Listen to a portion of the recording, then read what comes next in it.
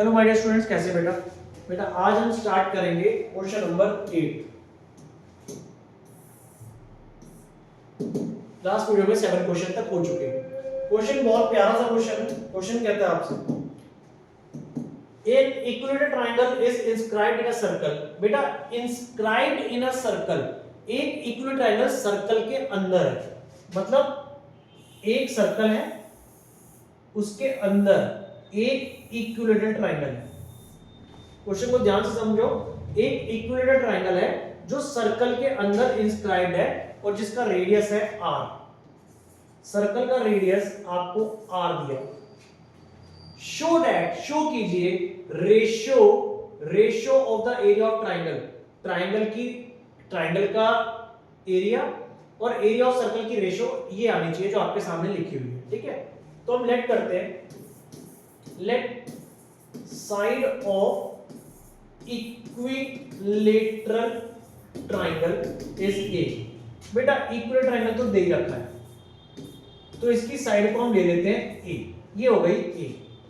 But हमने आपको पढ़ा रखा है, वो ध्यान से सुनना, मैंने क्या पढ़ा रखा है। हाइट ऑफ इक्विलेटरल ट्रायंगल मैंने आपको सिखाया था।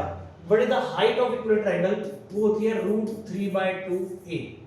जो हाइट होती है वो √3/2a होती है। आप जाके चेक करो अपनी कॉपी पे। ठीक है, ये आपको लिखवा रखा है। एक तो चीज ये हो गई, ये हो गई हमारी पहली क्वेश्चन। लेकिन एक नई चीज आपको सीखने को मिलेगी, वो सीखो अब। ठीक है, वो सीखो। ये पहले लिखवा चुका हूं आपको वीडियोस में, आपकी कॉपी में लिखा होगा। नहीं पता तो इक्विलेटरल ट्रायंगल के अंदर जो हाइट होती है, ये पूरी हाइट, ठीक है ना, इसका नाम अगर मैं दे दूं AD, ठीक है, AD, ये जो पूरी आपको AD नजर आ रही है, इसे आप हाइट कहते हैं। ये हाइट होती है √3/2a होती है। और एक और नई चीज आपको सीखने को मिल रही है कि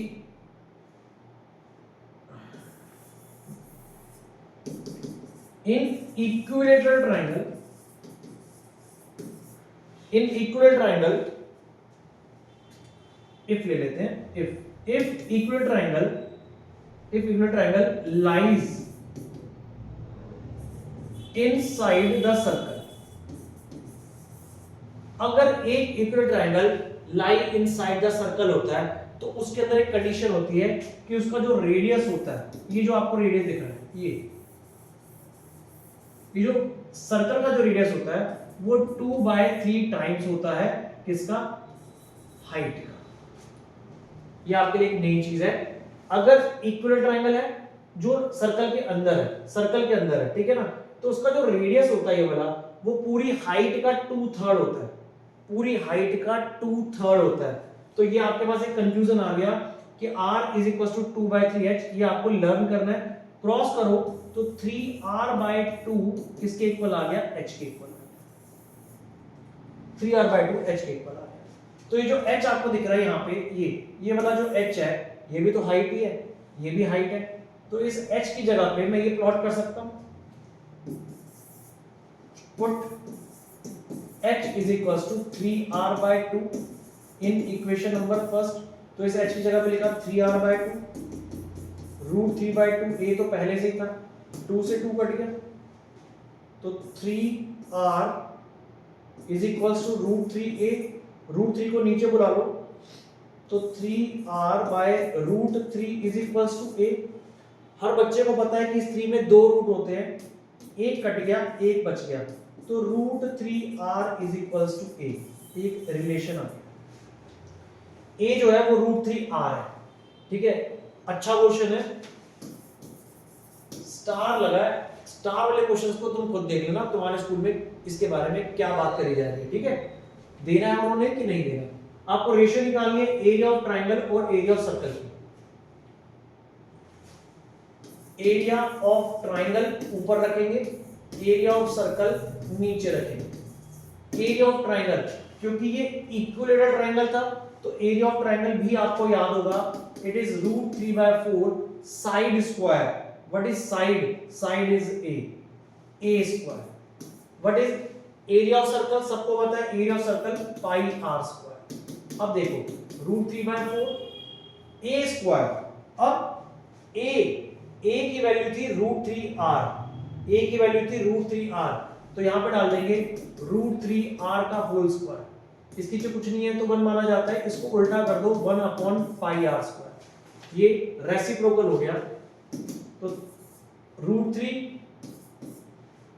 √3r का स्क्वायर का मतलब हो गया 3r का square upon 4 into 1/πr², r² से r² कट गया, बचा क्या 3√3/4π, चेक कर लो, ये हमारा प्रूफ डेट था, 3√3/4π is the ratio, 3√3/4π is the ratio, और उसने ये भी बोला है कि ये 0.413 के इक्वल होता है। अगर आपको पूरा सॉल्व करना है तो 3√3 4, इसको लिखोगे 22 और अपॉन में 7, नेक्स्ट स्टेप में 7 ऊपर चला जाएगा, इसको सॉल्व कर लेना, डिवाइड करके आपका आंसर आ जाएगा 3 इंटू √3 की वैल्यू मैंने आपको पहले भी बताई है, आप याद करके रखो, इट इज 1.73 इंटू 7/88, इसको आप मल्टीप्लाई करके डिवाइड करोगे, आपका एग्जैक्ट आंसर आ जाएगा 0.413, और ये देख रहे हो ये इक्वल्स टू नहीं होता, देखो ध्यान से, ये इक्वल्स टू नहीं है, यानी कि इसके आसपास की वैल्यू आएगी, बट स्कूल वाले आपको शायद ये निकालने के लिए नहीं बोलेंगे, सिर्फ इतना ही बोलेंगे, ठीक है, ये आपको याद रखना है, बहुत इंपॉर्टेंट चीज आई आपके पास, बहुत ज्यादा इंपॉर्टेंट चीज है, ठीक है।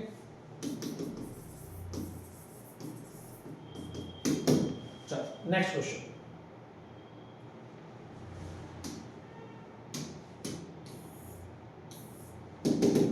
इस क्वेश्चन में अब एक स्क्वायर इंस्क्राइब्ड है सर्कल के अंदर, ये देखो, ये एक सर्कल है और इसके अंदर एक स्क्वायर इंस्क्राइब्ड है, और सर्कल का रेडियस है r, सर्कल का रेडियस r है, तो अगर ये r है, सेंटर है ये आपके पास, तो ये भी r हो गया, दोनों r हो गए। Show that the ratio of the area of square, अब जो स्क्वायर का एरिया है to the area of circle वो 2/π आना चाहिए। उसने खुद बोला है कि गिवन है ABCD इज अ स्क्वायर, अगर ABCD स्क्वायर है तो लेट साइड A, तो इसे A ले लेते हैं, इसे A ले लेते हैं, ठीक है। अब वी नो दैट, हम जानते हैं, क्या जानते हैं कि angle B is equals to 90 degree, क्योंकि angles of square are 90 degree, सारे एंगल 90 डिग्री होते हैं। तो बाय पाइथागोरस थ्योरम, सुना ही है आपने,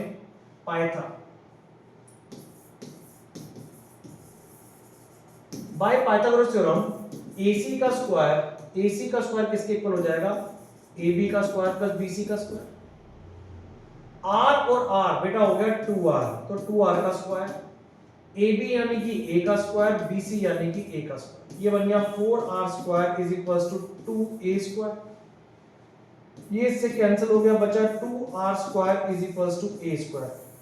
हमारे पास A और R में एक रिलेशन आ गया, क्यों निकाला है उसका रीजन मैं बताता हूं आपको। हमें चाहिए थी ratio of area of square upon area of circle.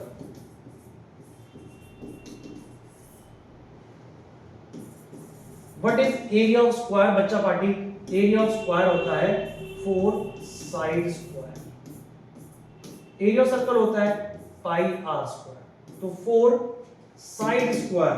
What is side of square? a², r² है।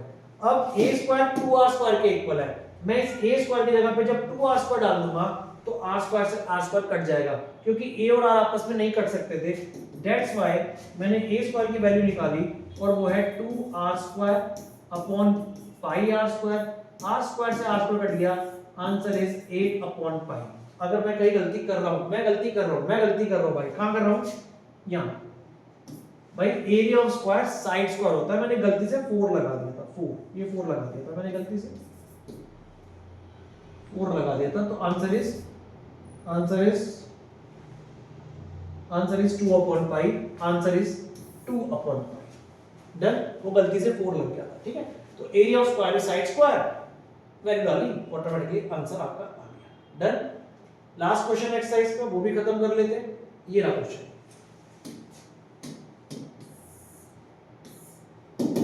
आ hexagon is inscribed in a circle. अब एक सर्कल के अंदर हेक्सागन है, ये क्या चाह रहा है भाई? पहले क्या था? पहले क्या था? इक्विलेटरल ट्रायंगल सर्कल के अंदर स्क्वायर, हेक्सागन। हेक्सागन में होती है 5 साइड्स, 1 2 3 4 5 6, 6 साइड्स, 6 साइड मैंने बना दी।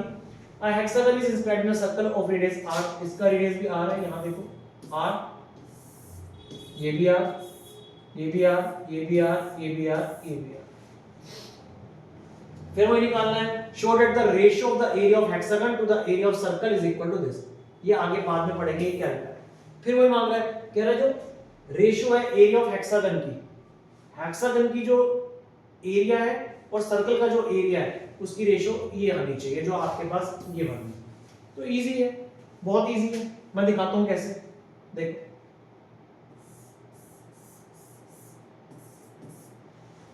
ये 60 डिग्री अरुण सर ने कैसे लिख दिया, मैं आपको बताता हूं। एंगल कैसे निकलेगा, ये पूरा सर्कल है 360 डिग्री का, 360 डिग्री। हेक्सागन की साइड्स कितनी होती है उससे डिवाइड कर दो, नंबर ऑफ साइड्स। तो 360 डिवाइड बाय 6, 60 डिग्री, यानी कि हर एंगल 60 डिग्री का। देखो तभी तो सर्कल बनेगा पूरा, ये पूरा सर्कल है, ये पूरा सर्कल कितने डिग्री का होता है? 360, 60 60 60 60 60 60, ये बन गया पूरा 360। तो एंगल कैसे निकलेगा? 360 को नंबर ऑफ साइड्स से डिवाइड कर दो। कितनी साइड्स है? 6 साइड्स है, 6 से डिवाइड कर दिया। 5 होती, 5 से डिवाइड कर देते। अब आप सबको ये भी पता चल गया कि अगर ये 60 डिग्री है और ये रेडियस है, ये रेडियस है, तो ये जो तुम्हें एक टुकड़ा दिख रहा है, एक टुकड़ा, वो है इक्विलेटरल ट्रायंगल। ये एक जो दिख रहा है इक्विलेटरल ट्रायंगल है। तो ऐसे कितने इक्विलेटरल ट्रायंगल है? 1 2 3 4 5 6। सिखा चुका हूं मैं आपको कि अगर एक एंगल 60 डिग्री आ गया और ये रेडियसेस हैं तो ये ऑटोमेटिकली इक्विलेटरल ट्रायंगल हो जाएगा। तो एरिया ऑफ हेक्सागन, जो आपको हेक्सागन दिख रहा है वो किससे बना है एक्चुअल में? 6 एरिया ऑफ इक्विलेटरल ट्रायंगल। तो 6 एरिया ऑफ इक्विलेटरल ट्रायंगल सबको पता है, √3/4 साइड स्क्वायर। तो 6 √3/4 साइड आप देख रहे हो, इस ट्रायंगल की जो साइड है वो कितनी है? r square. कटिंग कर दो 2 पे और 3 पे, तो 3√3/2 r स्क्वायर। ये मेरे पास एरिया ऑफ हेक्सागन आ गया। मुझे रेशियो निकालनी है, area of hexagon upon area of circle. Area of hexagon आया 3√3/2 r square. Area of circle सबको पता है πr स्क्वायर। इसके नीचे कुछ नहीं है तो 1 रेसिप्रोकल कर देंगे, 3√3 r स्क्वायर बाय 2 इनटू, इसको उल्टा कर दो, 1/πr स्क्वायर। r स्क्वायर से r स्क्वायर कट गया, ऊपर आंसर मैच कर लो, 3√3/2π इज योर आंसर। ये रहा, डन है, आंसर आ गया। लास्ट पॉइंट बचा है, उसके बाद वीडियो बंद कर देंगे।